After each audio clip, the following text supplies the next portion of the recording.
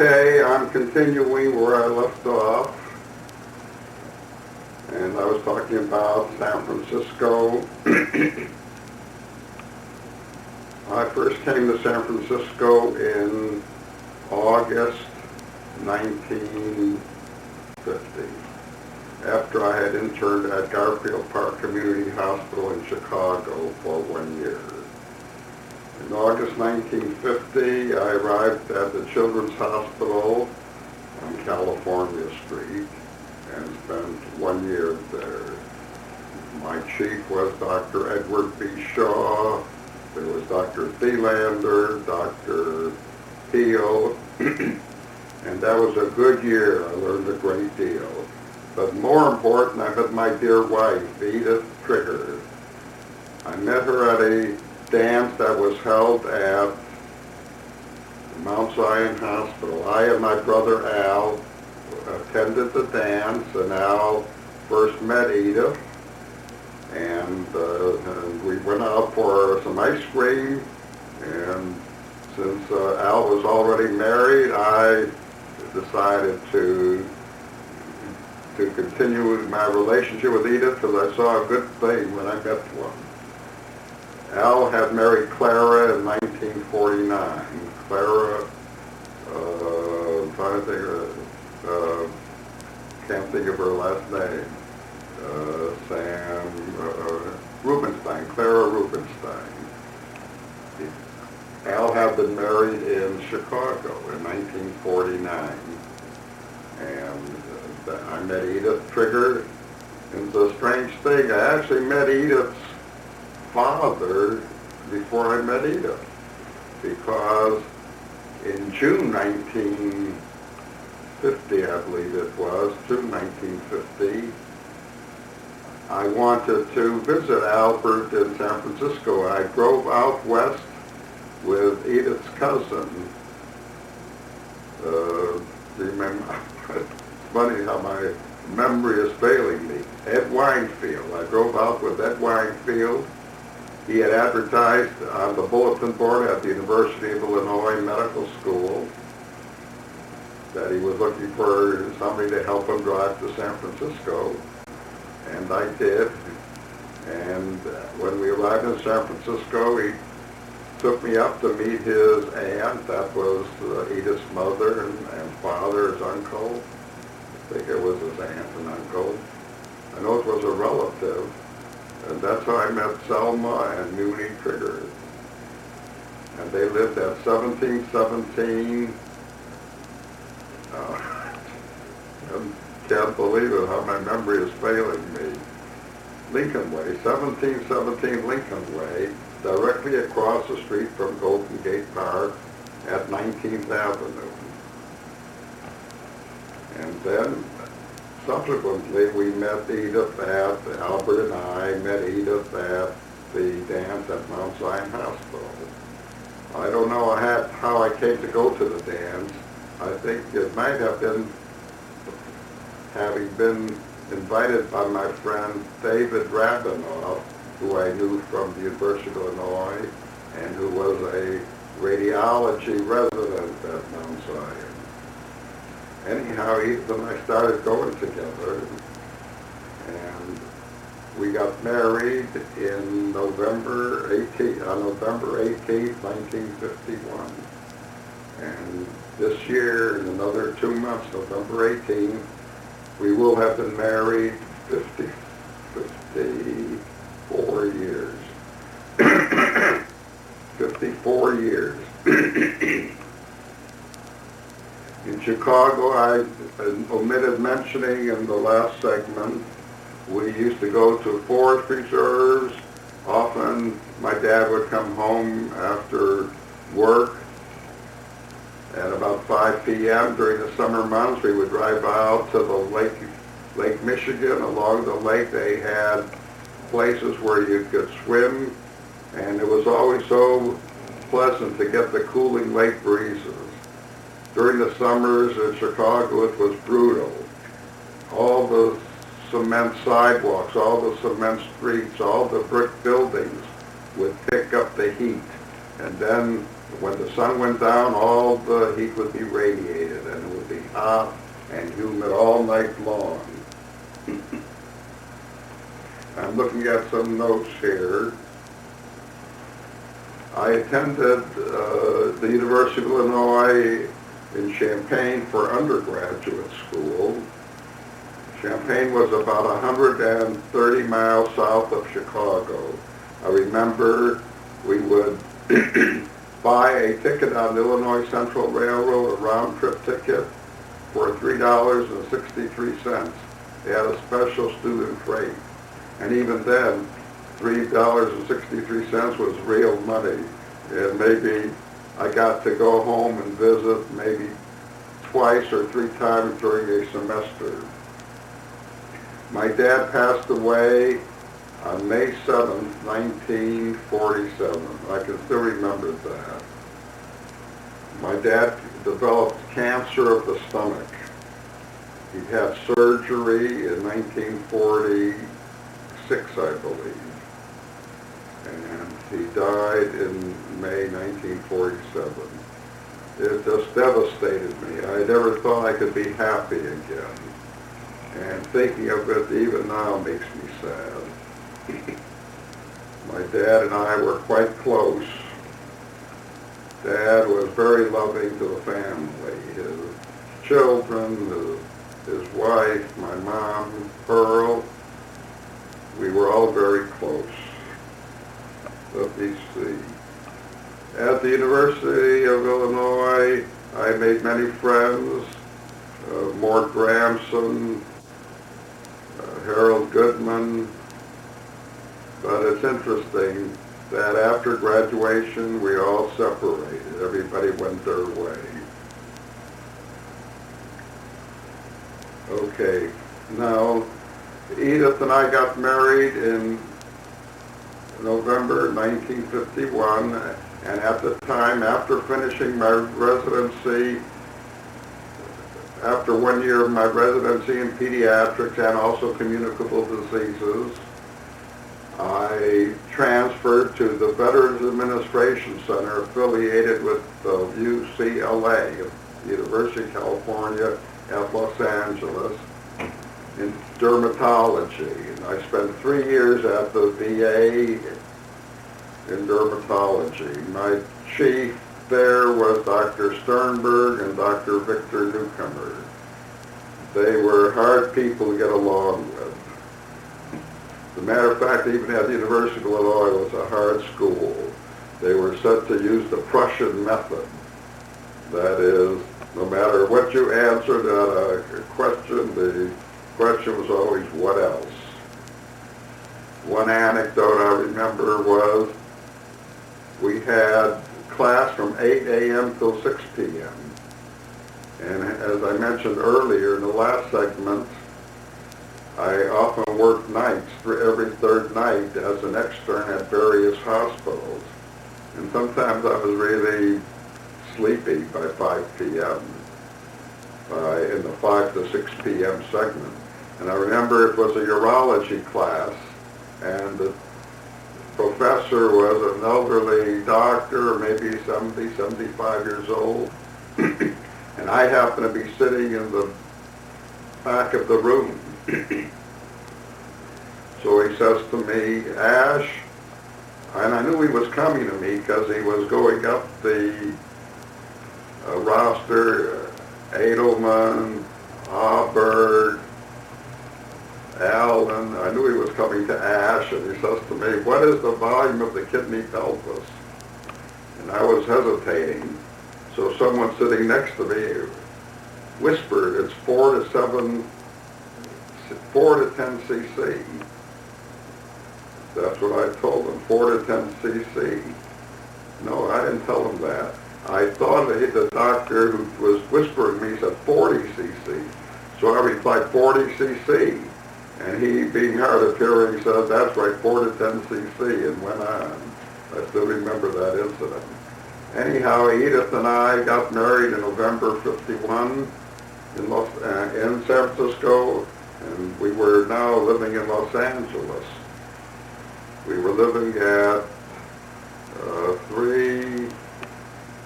can't remember, 367 Fuller Avenue. Fuller Avenue in the Beverly Fairfax area, right off Beverly Boulevard, and our apartment was right off 3rd Avenue near the farmer's market. And it was very small. We had 1 bedroom and a small living room and a very small kitchen, and we spent 3 years there. While we were there, our oldest daughter was born. Maureen Jacqueline was born on March 3rd, 1950, March 2nd, 1953. March the 2nd, 1953.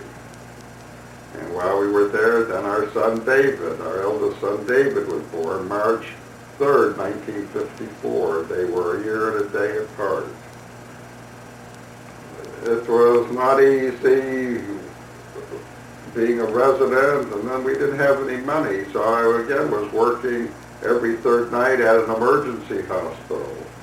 I worked at one in Alhambra and one in East Los Angeles.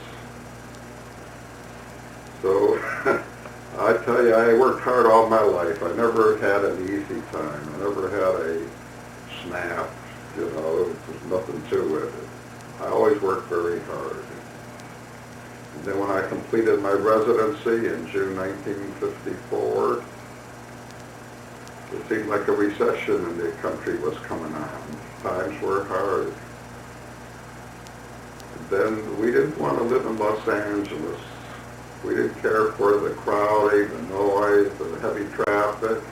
And Edith, being a San Francisco girl, we did it, and she was close to her family, had wonderful uncles and aunts, Uncle Joe, Aunt Kitty, Aunt Sylvia, Uncle Herb, all deceased now. So we moved back to Northern California. It would have been impossible for me with no financial backing to make a go-in in San Francisco. Being a metropolitan center was already crowded with dermatologists. So I looked around, explored Fresno, Stockton, Sacramento, and we decided to make a home in Sacramento. And that was a good move. I practiced dermatology in Sacramento for 37 years, from 1954 till 1991. And I was almost 66 years old when I retired.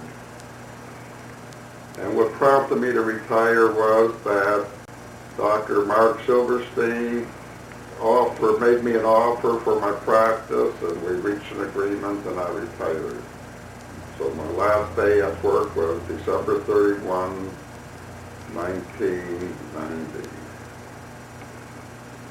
Sacramento has been a nice place to live. We've been in our house here at 651 Coronado Boulevard for this year. It's 45 years. We moved into Coronado in August 1960. Before that, we rented a house on X Street. I don't remember the address, but it was just off of 34th Street near Sacramento Senior High School. We spent 1 year in that house renting, and then we bought a house at 5250, I think it was 5250 Ethelway, getting a GI loan. The GI bill offered veterans no money down and 30 years to pay, and that was our first house on Ethelway. And my first office was on 3560 J Street in Sacramento. I started there in August 1954, and we opened the next office on El Camino Avenue, 2628 El Camino Avenue, in July 1956. And then that's right, 1956. And then in 1976, I believe, we moved to 87 Scripps Drive in Campus Commons. That was a good move. And I enjoyed practicing dermatology. I enjoyed the practice of medicine. I had the benefit of working with learned, ethical, moral people, and I enjoyed all the patients. I had a fine practice, and I enjoyed the practice, and if I say so, I turned out very good work, very good work. I affiliated with the University of California Department of Dermatology when it began operating in about 1969 or 1970, and I advanced to Associate Professor of Dermatology. I had the close relationships with my good friends Ed Commissark and Richard Reinertson, who were colleagues, and we worked closely together. Well, let's see, what else can I tell you? My kids, I'm proud of all four of them. Beth, let's see, Teddy came in December 20th, 1955, and then our youngest daughter, Beth, arrived December 3rd, 1958. And we had 4 kids, close together in ages, so they all became close together. Maureen went into nursing and now works as at the call center at Kaiser, nearby on Arden Way. Maureen spent about 20 years, I think, at Sutter Hospital doing all kinds of nursing, dialysis unit, ICU, and turned out to be a very fine nurse. David, after graduating from the University of California at Davis in agronomy, and worked for the Almond Growers Board, traveling around calling on the growers, but he saw no long-range future in it, and he decided he would like to go to law school, which he did, and he got his law degree, and now practices personal injury law here in Sacramento. Ted got his PhD in geophysics from the University of California in Berkeley, and is now a geophysicist with the U.S. Geological Survey in Denver, actually in Lakewood, at the Federal Center located in Lakewood, a suburb of Denver. And Beth is a PhD economist from the University of Chicago, in Chicago, and I believe she graduated in 1972, got her PhD in 72. She now works as the senior economist for the RAND Corporation. RAND stands for Research and Development in Santa Monica. And her work at present is concerned with armed force, recruitment, and the armed forces manpower. Edith helped me for 10 years in my office, worked as the nurse in my office for 10 years, and was a fine nurse, was a great help, and retired when I did. I'm enjoying my retirement, so I didn't realize I would live to 80. Actually, all the people in my family died young. My father had 7 brothers and sisters, and they all died very young. My dad was only 47. I remember my Uncle Beryl, and my Uncle Yussel, and my Uncle Wolf. Of course, the food those days, we ate good food, but it was all heavily fat. My mom thought she was being a wonderful mom because she always bought enriched milk. I think milk normally has 4% fat. I think the milk she bought had 5%. Luckily, we were poor, so we couldn't afford meat every night like some families do. We had maybe chicken on Saturday night. Sometimes we'd get a treat of lamb chop, but we actually didn't eat much meat. So that's a little bit of my life here, and I'm trying to think if I can think of more things to talk about, I'll have a third session. But so I'm going to end this for my kids, and of course I should talk about my grandkids. We have 5 granddaughters, no grandsons, and each one of them is very precious to us. We have my daughter Maureen's girls, Leah Danielle, who's now 22 years old and finishing her 5th year at Cal Poly in engineering. And the younger daughter is Rachel Nicole, who graduated from Rio Americana High School last June.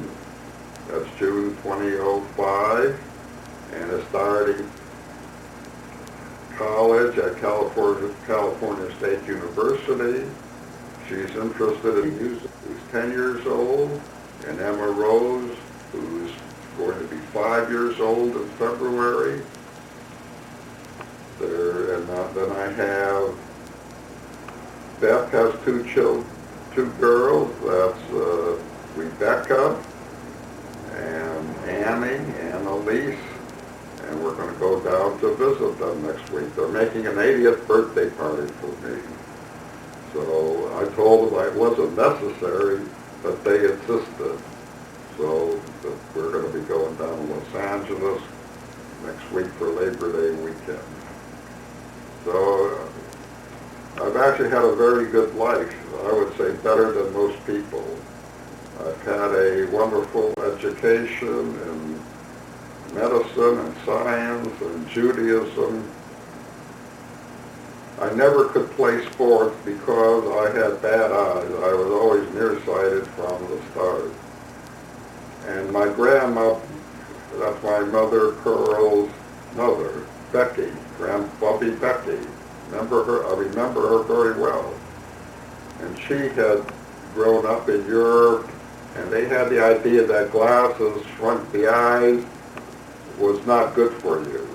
So I remember in Lowell School and grade school, I could never see the board.